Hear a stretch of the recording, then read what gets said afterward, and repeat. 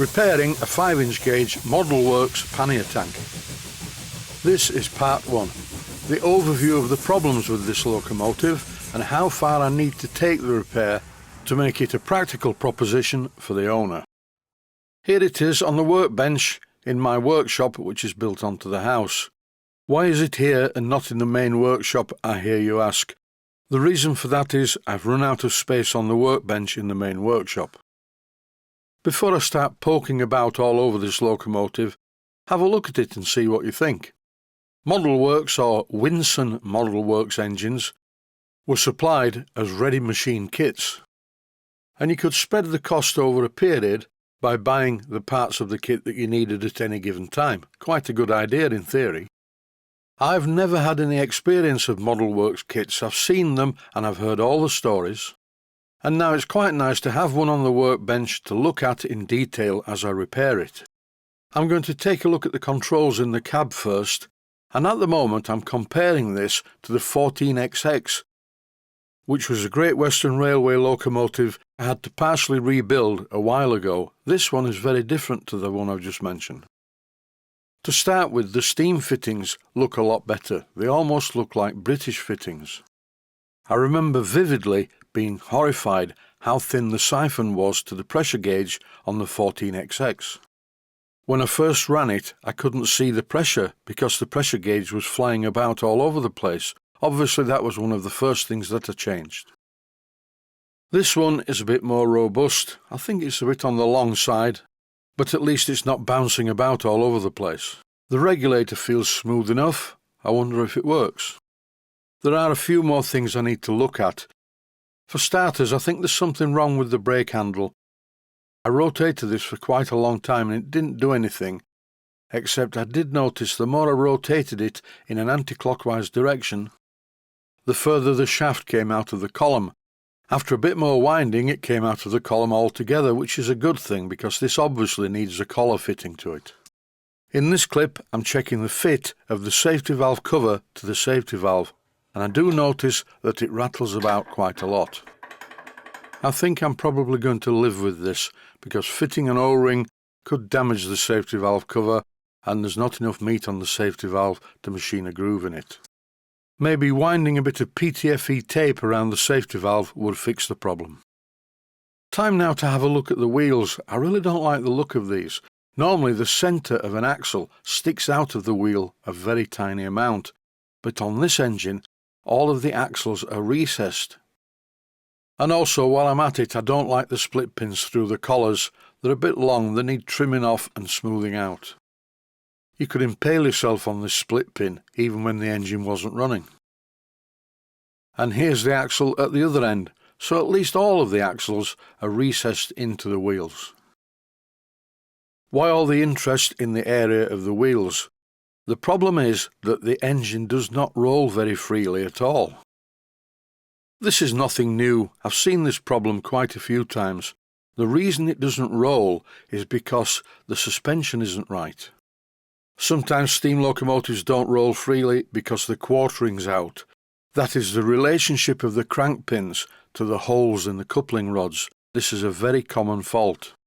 But as far as I can see, it is not the fault in this case.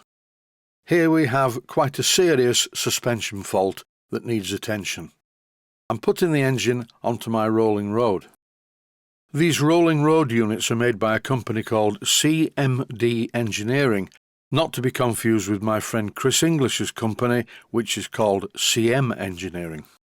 As I voice over this video, it occurs to me, watching the playback, that it would have been a better idea to put the centre wheels on the rolling road first. This is not a very heavy engine and I can easily lift it with one hand at the front or back, so it doesn't really matter, but if the engine was heavier, I think the rule is put the centre set of wheels on the rolling road first. As you see the engine sat on the rolling road, it's apparent that the axle boxes are right at the top of their travel. The weight of the engine is completely compressing the springs, which are very feeble, and these are springs that you would normally find on a 3.5-inch gauge locomotive. Suddenly the doorbell rang and the postman gave me this. It's a small package from Blackgates Engineering, and it contains the springs that I ordered. I ordered them at 4:30 yesterday afternoon, and it's now 10:30 in the morning on the 7th of October 2023. That's what I call a quick service, almost rivaling Amazon Prime. In the package are a set of springs. These are 5/16 of an inch diameter springs, and they are 18 gauge. Considerably thicker and stronger and longer than the ones that are currently fitted.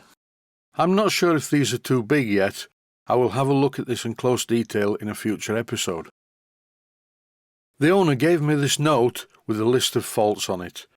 Apparently it needs a new fusible plug in the firebox, it needs a lubricator delivery pipe, there is a hand pump problem, springs, well yeah it's obvious, locking up, that's related to the springs, and I added at the bottom, brake locking collar, soap brake links. I'm going to work through these problems one at a time. As far as I can currently see, the fusible plug isn't leaking. Looking underneath, I can see that there isn't a pipe from the mechanical lubricator to the steam chest. So I think I'll start by having a look at the hand pump. Apparently it doesn't work, and that is an understatement. The whole assembly is completely solid. It's top tip time. For this job, it will be very easy to pick up any screwdriver off the bench, put it in the hole in the handle and wobble it about. But no, I had a look around for something exactly the same diameter as the hole in the hand pump. I found a screwdriver extension that I have, and the bit was a perfect fit in the hole. But before I started wobbling it about, I thought it would be a good idea to spray the parts with WD-40. A word of warning, you are about to see me trying to move the handle back and forth, and I appreciate that it's not going very far either way. The word of warning is, never put too much pressure on parts when you're trying to free them off. I'm making lots of small movements to try and loosen the pump ram. That was all to no avail because it didn't move. But because I used the correct diameter shaft in the hole in the pump handle, there was no damage done to the handle. In this clip, I made a bit of a mistake. At first, because this was in the side of the tank next to the pump, I thought this was the pump outlet to go to the check valve. When I unfastened the cap on the tank and had a look though, I could see that it wasn't. It was just an outlet to feed water to the crosshead driven pump. When I tried to undo the unit, it was spinning free. Time to put my endoscope probe in and have a look around. This is only a cheap thing I bought via Amazon, but it's alright, it does the job. You can make it take videos or still photographs, and the picture quality is, well, okay really for what it is. The unit has an inbuilt monitor, but you can get far better quality images if you take the memory card out of the unit, put it in your computer and transfer the data. I couldn't be bothered doing that. Instead, I got an image that looked more like the Milky Way. But take it from me, this is the top of where the fitting goes, and it's just a hole. Removing this hand pump is going to be difficult. It's actually a double tank. The real tank is inside the outer tank, and this outer part of the tank is secured to the inner part of the tank with dome head Allen cap head bolts.